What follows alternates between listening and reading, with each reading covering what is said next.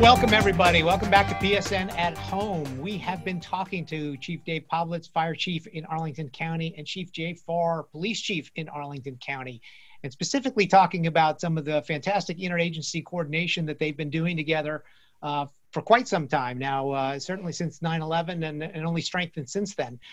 So we wanted to welcome everybody back. I think we're going to dive now just a little bit into some of the technology and technology resources that they're using and where they see technology going moving forward, both independently as agencies and in terms of supporting their collaboration.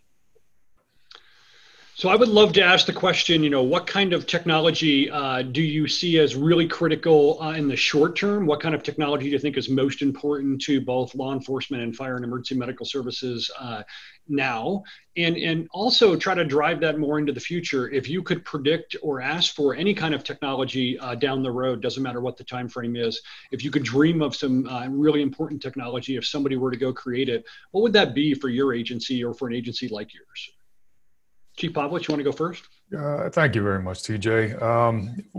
Trying to zoom in on one particular technology, I'll probably take the focus of we have so much available. There's so many incredible things that are either been deployed or in labs. We have the technology out there surrounding us. We just need to kind of start tying it in and integrating it into either the product lines or into our procedures or information systems. So from probably some of the next evolution of where we need to be for public safety, we have from our computer-aided dispatches with automatic vehicle location, we have a very good perspective of where everyone is on the XY plane. We know where our vehicles are, and we can probably dispatch it through our logarithms to get to the emergencies in the most fastest and efficient way. The next step for individual responder safety would probably be responder localization, adding that Z-axis, trying to make sure we have 3D positioning with a timestamp on all of our personnel and all of our forces. So when we get dispatched from a call, when we're coming from the police station, we're coming from a fire station, and making sure this is secured and privileged, there's definitely be some operations where this should be tightly controlled into some very, very small group or very, very small circle of personnel or commanders, but making sure we have that accountability and the reliable and redundant handoff between signal systems. So making sure we can grab satellite, then going into the smart streetscape and going into a smart building to make sure we have visibility of where our personnel are at all point in times. That just increases accountability. It gives our incident managers better tactical vision to see where everybody's at to deploy forces safely, and also having that accountability if something does happen or if does something occur, having that information, that volume of information on scene, also in our Department Operations Center, also in our Emergency Communication Centers and in our Emergency Management Center. So depending on how large the incident is, from routine to massive disasters, having that clarity, having that vision or having that visibility of where all our personnel are at all points in time, using that integrated technology, whether it's a smart device or integrated into our personal protective equipment ensembles, having that information flowing, having that information reliably get to all of our decision-making as managers is probably where we need to start going or need to start developing over the next 1, 2, 3, and 4 years. That's a great point. I mean, firefighter accountability has always been an issue. I think back to my days with Velcro tabs and boards and other things that we've always done on accountability. And now technology has come so far, but having this third dimension of the Z-axis to go along with our X and Y location obviously is critical, and it needs to be in real time, and it needs to be in different environments. There's outdoor elements when we talk about wildland interactions and other things. There's indoor elements when we talk about, being in a large commercial building. We recently had that horrible fire in Los Angeles that injured 12 firefighters, and having that immediate location of where everybody is, what condition they're in, understanding, what's going on with that particular firefighter, making sure that they're rescued and treated in the way that they can, I just think is a terrific example. Agree. Chief Farr, how about on the law enforcement? Yeah, so I thought about this, and it's a little different for us. And I say it's a little different because I fully agree with Chief Pavlitz in the sense of situational awareness, where our people are, where they're responded to, accountability for their position. The entire thing is just as critical for us. In some ways, maybe not quite as critical as for the fire side, going into some of these buildings and going into the fires and going up vertically as well. But for us, getting the front end of the technology is what information can I get fed to me before I ever get there? what bandwidth can come out, what data can be brought to my mobile data terminal. It shows me what's going on, what cameras are there, what information, what sensors. I think as things go on, as buildings become smarter and we have the ability to see what we're getting into, we're going to be able to respond better because we're going to know what we're stepping into versus now we're a little blind. But the other side of that, what I think is really critical for us is technology. For the fire, in my perspective, a lot of times the fire services are really focused on whatever that event might be. It's a warehouse fire. It's an event.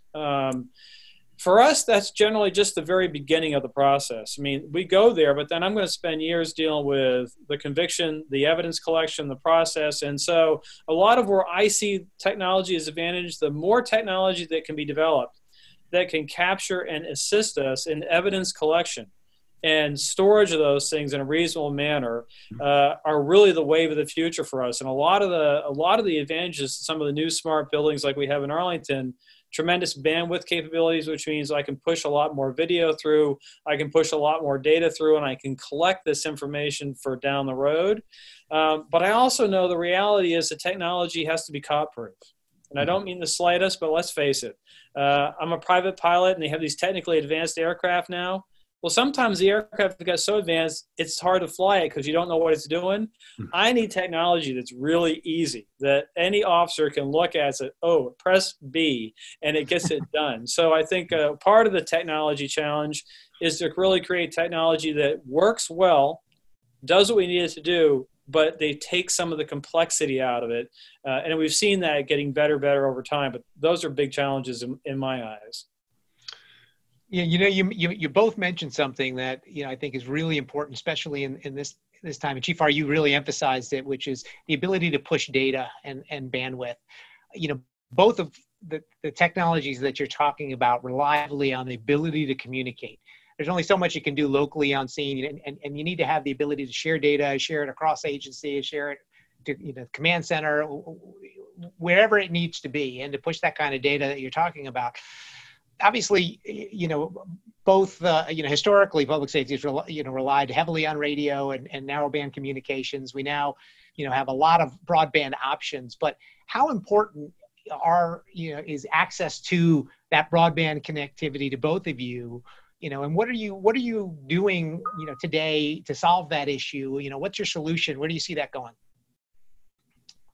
I'll start with Chief Farr, yeah, go ahead. Why don't you start?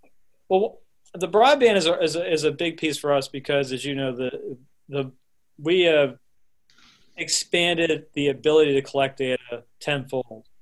Alternate light sources, digital recordings, all types of different tools are available to us that we did not have prior, but they all demand more access and more bandwidth to push that data across the stream, right? So if I look at our FARO systems, which can go out and plot a crime scene out down to the 10th of a degree, but it's constantly pushing data. And so, and then the other side of that is, and probably in Virginia, the more challenging side is the data retention laws here are antiquated, and the amount of time they want us to store data is ridiculous. That's just my opinion.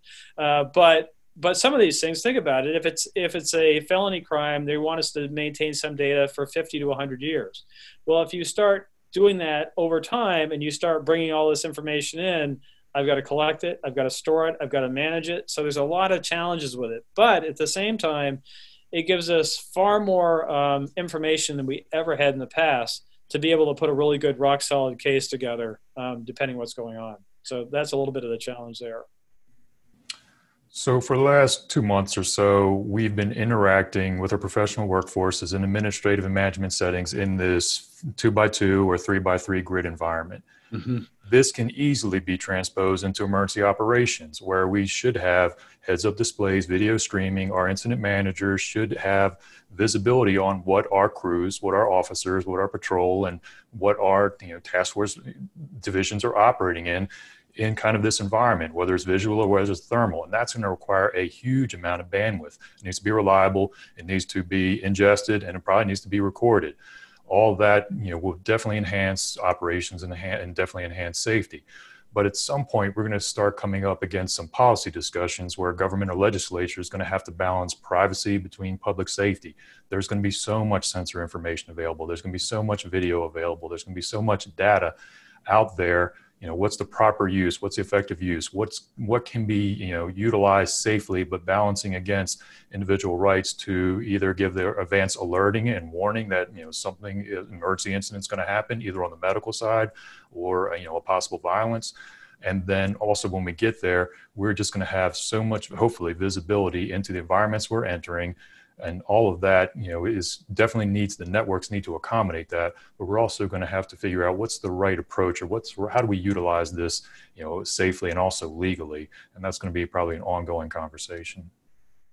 These are all great points. I mean, a couple of things that I think are big elements you've noted. Chief Farr, on the record retention, I think we need to get smart and think of a 2020 version of record retention that makes sense for all of this data.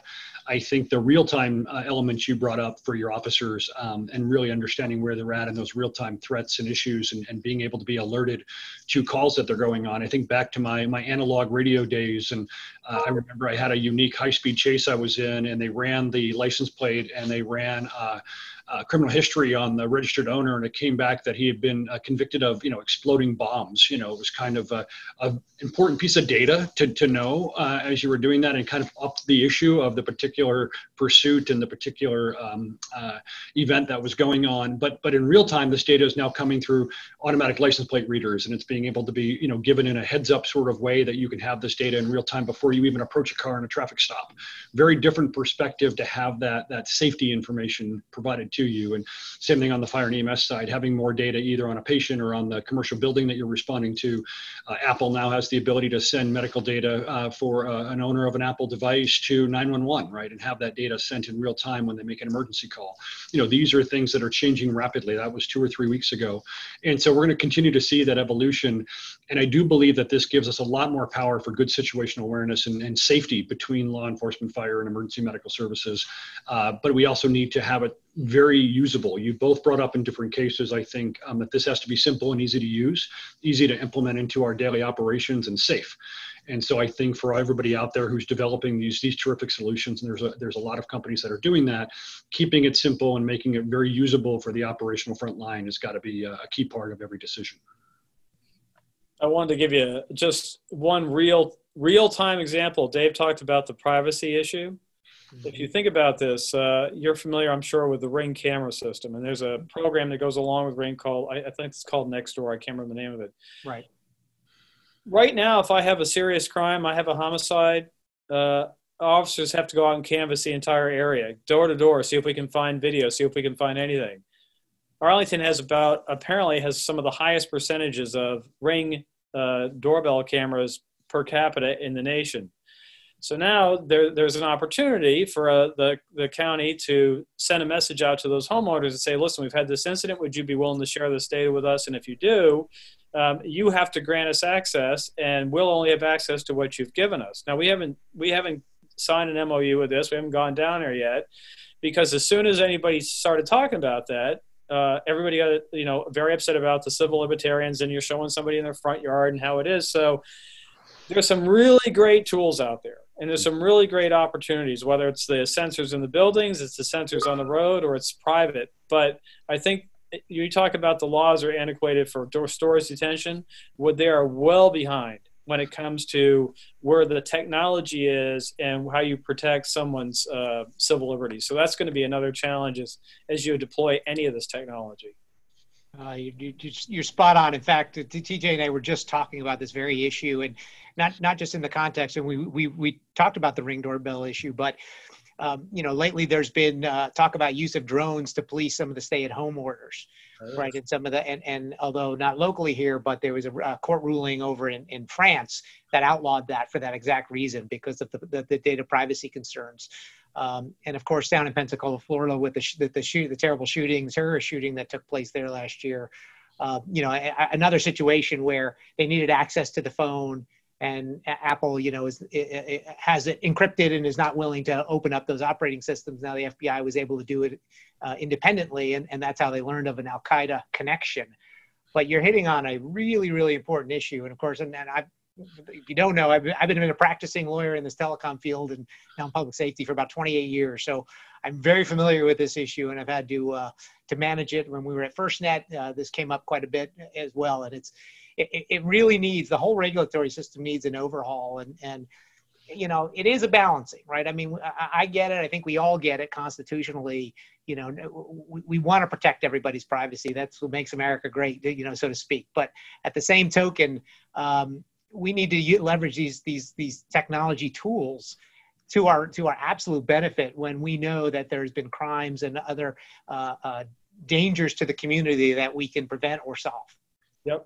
Well, it's going to get more complex, not less. It is. It's an opportunity to get it right. It's also an opportunity to get it wrong. I think, you know, my thought process on this for all of us in public safety and the leadership side of the house is to be smart about our policies and procedures to not allow dumb things to happen. There's things where we could trip up and make this worse than it needs to be. And I think we should be smart about being proactive and using this to the best of its abilities in a smart way. And that will hopefully turn into good, smart policy at the end of the day. Yeah, great. So before we sign off, any last thoughts, you know, certainly from a technology perspective, any messages you want to send to the industry, things that you want to see, any final messages about what's important for each of your, you know, particular disciplines? Chief Pavlitz? I'd like to challenge the industry, and I believe they're already there. Make our successors, make the generation who's going to replace us have some interesting and hard choices to make. Bring forth the robotics, bring forth the intelligent machine learning systems, have that available out there in the next, say, 10, 15, 20 years. The technology is there, assembling it into good, ruggedized, available, cost-effective systems. We can definitely take some of the hazard, and we're going to away from our responders and we're going to need to find a balance. You know, what are we going to push forward first to assume that risk, and then use some of our, you know, precious human resources to kind of go in and then manage those situations. So from a law enforcement perspective, from fire rescue, EMS, you know, what can you do to not substitute, but kind of enhance our operations, you know, in the near future? It's on the drawing boards now. Bring it forth, and, you know, hopefully we'll be seeing it in a lot of the trade shows, and hopefully we'll be able to resource it and start to explore, test, and then maybe deploy some of these systems wholesale. Excellent. Well said. Chief Farr? I think for me it would be every time I go to the IACP, which I will miss this year in New Orleans, but every time I go to the IACP, what I see over and over again are people, and this is specifically on technology, are vendors that have the latest and greatest, isn't this fantastic, shouldn't we do this tomorrow? What I don't see them do is build a true, one, need, and two, demonstrate how you would use this and how you would protect somebody's, you would safeguard exactly what we talked about first, and then talk about the technology. What is it you're trying to achieve? What is the protections you're going to put in place? And then, wow, here's a great tool that might help you get there. I think our industry has to really start thinking more about that side of the coin first, and the technology and the G-Whiz and G-Bang after, because what happens more often than not, they put that new product out, they put that new technology out, and they turn everybody off to it before we ever have an opportunity to really demonstrate its value. So my real thought is be a little bit more thoughtful about how we deploy and make sure that we have some protections and understanding at the front end. We could talk about that technology stuff for a while. You know, we didn't have the time, but, you know, LPRs are a good example of that. They are. I mean, we met a lot of resistance with it. Now, and I've dealt with this plenty of times with some of the lawyers here, but we have good products. We have good policy in place, very solid policy. We have great audits in place. We manage the data. We limit who can see it. I mean, all of that is taken into consideration. And once you start to really lay those things out, the resistance, for the most part, not with everybody, goes away. And so I really wish we were more thoughtful about how we roll things out, and it would probably create a lot less grief, because there are some really cool things out there. No, I agree. And I always think about it. I always go back to my first day on the job, you know, on the street as a 21-year-old and the perspective I had then, and what would it have done if I had some of the technology that we have now, or we had even 5 or 10 years ago. And they're amazing tools, but I think for the most part, we're only using 20% of their ability, because most haven't done what you mentioned, Chief, which is think about the outcomes we're seeking, and think about the potential pitfalls to get to that outcome, from a policy issue, a politics issue, a legal issue, and work those out before we start deploying, you know, all of these different technologies, because it's going to make a difference. I mean, on the fire side, there's a lot more use of drones, you know, in addition to the law enforcement side. Great tools, there's a lot of room for pitfalls and a lot of room for privacy issues, for danger issues, for running them into a helicopter and killing somebody, not on purpose, right? But we need to work these things out. Airspace is a delicate issue. I mean, you guys know this, being right next to a major airport, right? And so these are all the kinds of things that these aren't bad tools. It's just how do we implement them? And we're kind of haphazard at times in public safety where we just try something. I would love, here's my fun survey question for the IACP. I would love to have all the cameras turned off for a minute and then ask all 10,000 chiefs in the room, how many of you have a drone program, a UAS program? And I bet you 99% of the hands go up. They're all using some kind of a drone. Then ask them how many of them actually have written policies about drone usage, and about half of them would go down. And then ask them how many of them have an FAA certified pilot, filled out all the paperwork, did it all right, and there would be like 8 arms in the room left. Probably. It'd be a very different perspective. And so it's not that drones are bad. It's just we're sometimes bad at doing all that legwork you mentioned. And so you nail it. At the end of the day, I think the best law enforcement drone programs in the future are probably going to be operated by a third party who does all that paperwork and process and works with the FAA and does it as a service for Arlington County and Fairfax County and all of the surrounding areas, the city of DC, and when we think about those kinds of things, there's probably a better way to do it and be in compliance and be safe and to have the right policies, but we're just not there yet because sometimes the technology has gotten faster than our policy making. Yep. Yeah, and I really liked your approach. You're asking industry for help, which you should be. Yes. Right? Because these are really tough decisions. I know as soon as I see something technology-wise, I see it on the news, first thing pops into my head is, oh, that's going to create a storm. But we all know, right? Yep. This whatever civil rights group, what other group is going to come up, and we're going to get caught up in red tape. Shifting that to put more responsibility on industry to say, we need you to help us solve this problem. We know you got great tech. That's awesome. But how does that tech solve this problem that affects all of us? Because if you can't help us solve this problem, we're not going to be able to use it. We're not going to be able to utilize it like we need to. If all that responsibility falls on us, it's going to be very difficult. So, I really like your approach and really getting industry to think about problem solving at the more macro level beyond just the technology before they ever walk into the door. Hmm. I think that's a right approach. I really do. I think that's a responsible approach, and the industry needs to be thinking more about that now, given where technology is going. 30 years ago, maybe not as much because, we didn't need to think about it as much. But today we do. Yep. Yeah. So, well, guys, gentlemen, fantastic. Really appreciate your time. I know you're both extremely busy. I hope you're all staying safe and that your respective personnel are doing well and hopefully avoiding this crazy disease as much as possible. We, heard some pretty chilling numbers, from around the country, and, you all are on the front lines, and really appreciate everything you're doing. So please do stay safe, and we're highly appreciative. To all the people listening, you just heard it here, right from the lips of the users and the decision makers and the folks in the field as to what they need and what they expect. I couldn't agree with you more. Terrific insights. Want to thank you both so much for your time. We've been talking to Chief Dave Poblitz of the Arlington Fire County and Arlington County Fire Department, and Chief Jay Farr from Arlington County Police Department. With that said, PSN at Home signing off until next time. Thank you all very much. We'll see you soon.